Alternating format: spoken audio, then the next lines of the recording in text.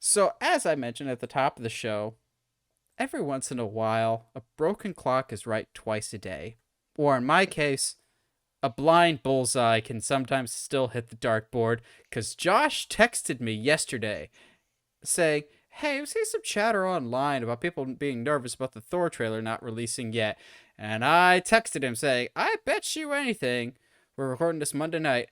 I bet you anything it's going to drop Monday morning, sometime in the morning. That's the scuttlebutt."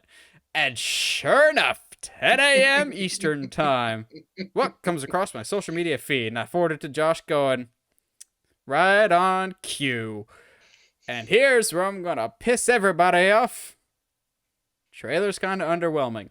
It is not a bad trailer by any stretch of Yeah. the imagination.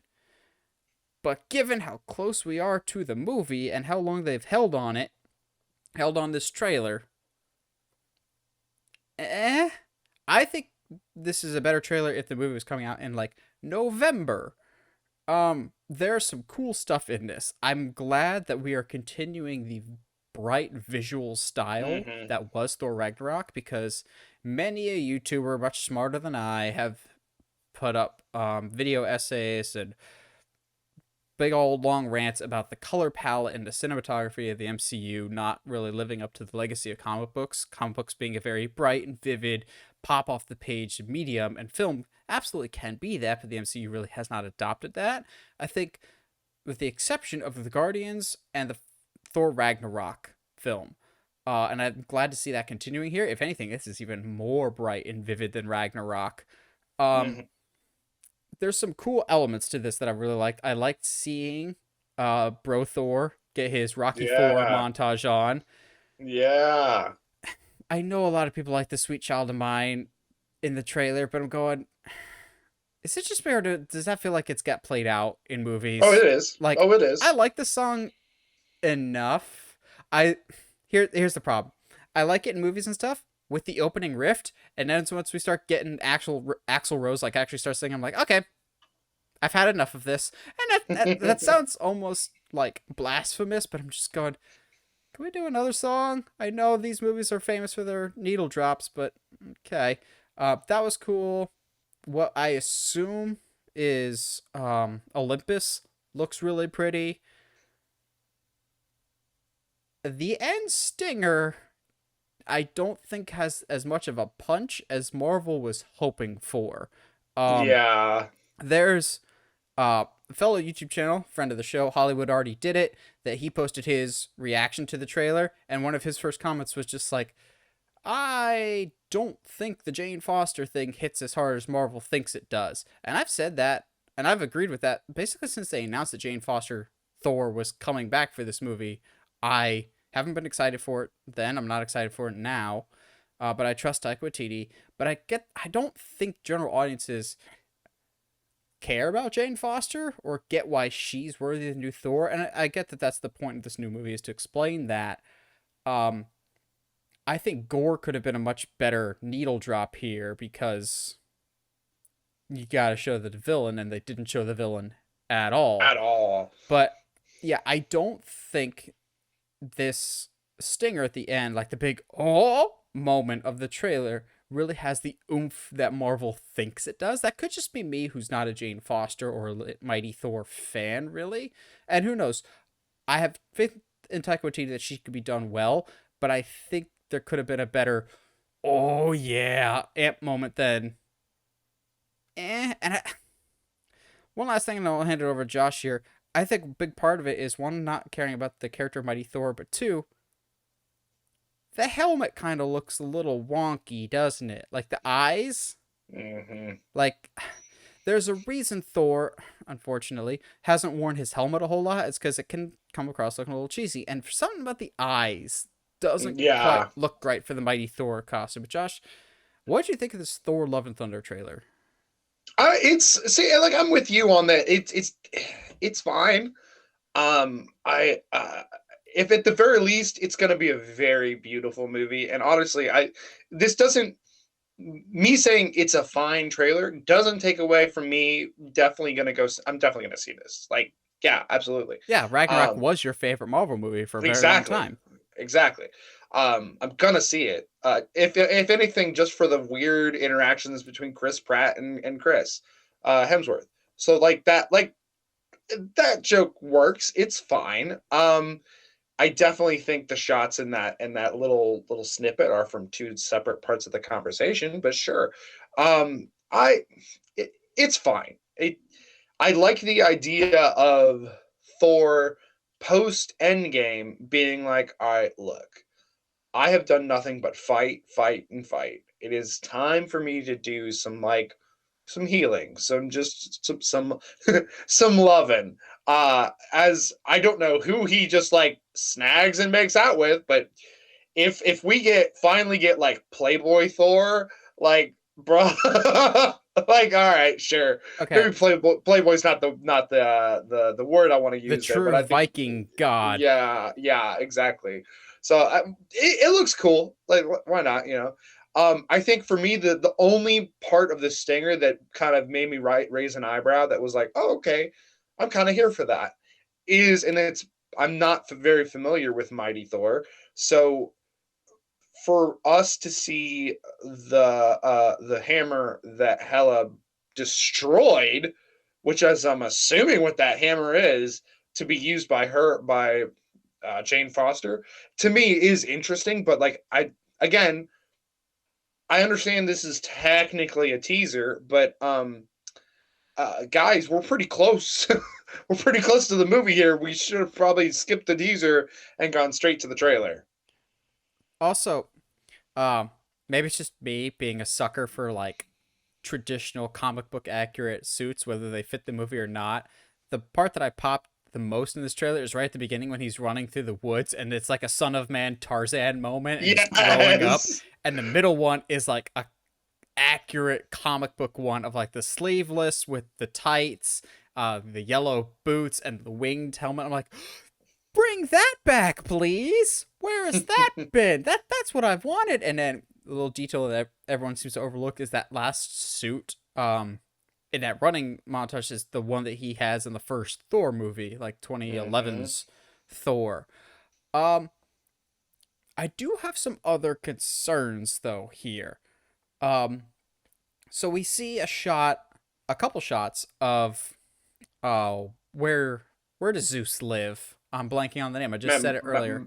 Mount Olympus. Yeah, we see some shots of Olympus. I am worried that we're going to be introduced to all these Greek gods just so that Gore the God Butcher can kill those gods, but not the gods that we know and love. Like, we're just going to introduce some characters just to kill them off, as opposed to killing off some characters that have actual stakes to them. Yeah. Because we do see a shot of Russell Crowe as Zeus, which I'm going, that's kind of cool. Russell Crowe has a weird comic book history now that I think about it. Man of Steel, Thor Love and Thunder, Craven the Hunter. It's kind of a weird line that he's walking down. Um I do think though that the stinger could have worked, at least for me, with Mighty Thor, had they not announced her casting Mm-hmm. beforehand. If this Yeah. was kept as a surprise for the trailer, a la Patrick Stewart in Multiverse of Madness, and then on the poster you have the one and only, which I'll get into that in a little bit here, of I have a bone to pick with this poster. Um, if you didn't announce that Jane Foster was coming back, and then all of a sudden at the end of this trailer, you see Mighty Thor in costume for the first time, everyone goes, "Holy crap! Natalie Portman's back as Jane, and she's gonna be Mighty Thor." That would have been a really cool moment. But I think us knowing it, there's nothing in this trailer that we didn't already know, and I think Yeah. that's the big thing that I might be hung up on is we knew Thor was going to be with the Guardians after Endgame. We knew Valkyrie was king over New Valhalla, which just looks like a tourist destination now, which Mm-hmm. I kind of like the shot symmetry from Endgame of you get that wide shot. Welcome to New Valhalla, except instead of being a barren seaside village, now it's like Norwegian cruise line almost. Um, Yeah. I think there's nothing in this trailer that we didn't already know. Now, my issues with this poster.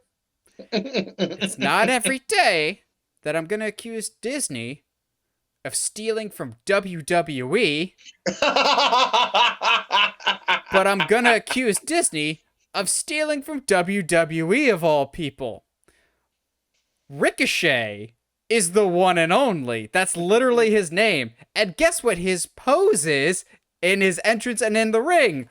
Doing the one-handed arm up in the air with the light coming down. I'm going, wait a second. Taika Waititi for WrestleMania 39 confirmed?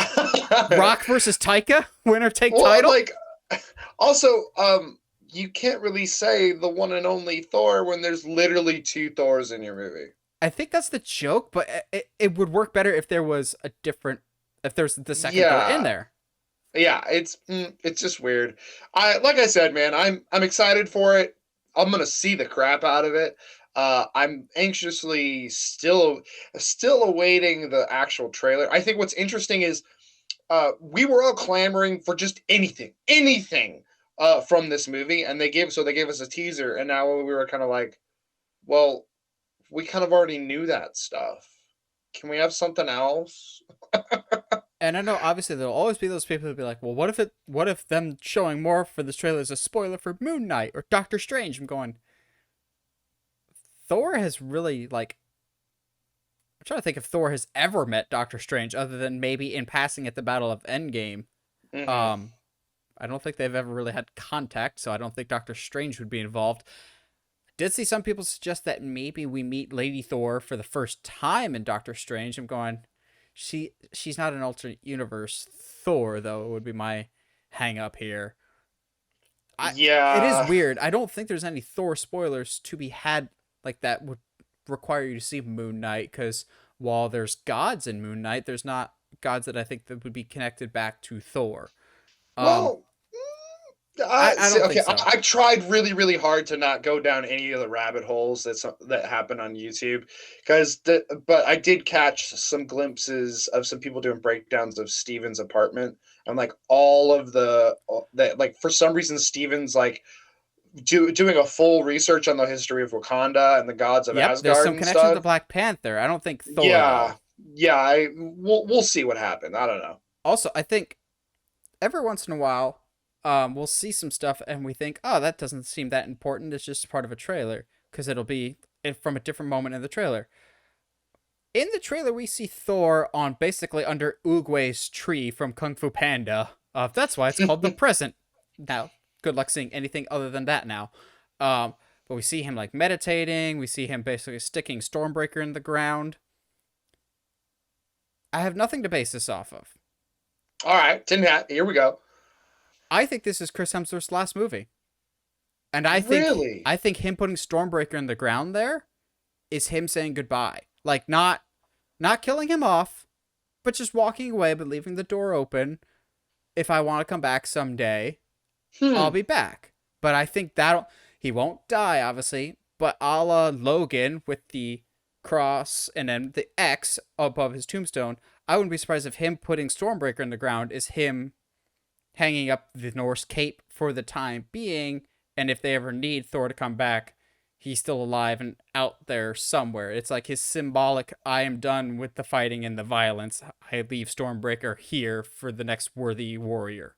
No, for Beta Ray Bill. Got it. Okay, heard. If that's the end credits, one, all the casual people will be uber confused of going, it's a horseman.